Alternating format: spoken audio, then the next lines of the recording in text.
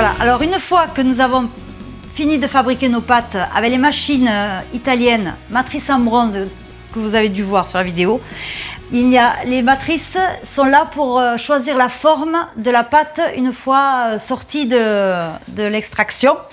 Donc vous avez, là on a fait aujourd'hui des tagliatelles, voilà, à la farine de lentilles pour le sans gluten.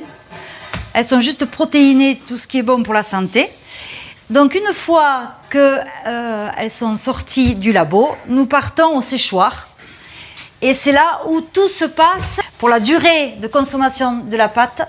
C'est là où tout se fait pour qu'il y ait de température basse, lente, pour ne pas casser la pâte, pour qu'elle tienne en longueur et pour pouvoir la conserver le plus longtemps possible. Voilà. Là, ça reste combien de temps du coup? Donc là, on est parti pour 17 heures de séchage à basse température. Ça peut aller de 28 degrés. Voilà.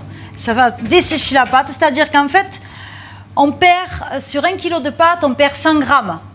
Donc en fait, la matière première, du moment où on la fabrique jusqu'à la sortie du séchoir, on ne perd pas en poids. Et dans la poêle, ça ne gonfle pas plus, ça reste... et c'est pour ça qu'en fait, elles sont très rapides à cuire. En 3-4 minutes, elles sont cuites. Et il n'y a pas besoin d'humidité pour les faire gonfler. Et en plus, ce n'est pas de la semoule. Et la farine, elle est plus vite digérée que la semoule. Celle-là, voilà. Celle-là, moi, je sais à peu près quand elles sont sèches. Non, parce qu'elles collent encore un peu, donc elles ne sont pas sèches.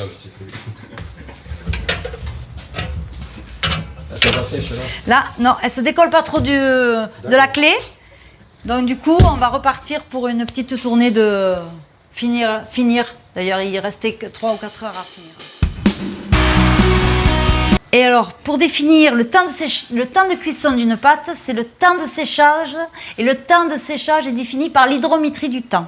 Donc du coup, pour la même forme de pâte, ça peut varier d'un jour à l'autre suivant le jour de fabrication et le temps qu'il fait dehors. Voilà. Alors là, ça c'est sur le petit séchoir qu'il a fallu qu'on définisse exactement suivant l'hydrométrie du temps du jour. Et celui-là, on peut programmer les programmes suivant l'hiver, l'été. Donc du coup, celui-là est quand même plus pratique que le petit. Mais bon, vous faites des pâtes toute l'année ou... Toute l'année, de janvier à décembre. D'accord. Voilà. Et on les vend aussi bien l'été que l'hiver. Parce que les salades des pâtes en salade, ça marche bien.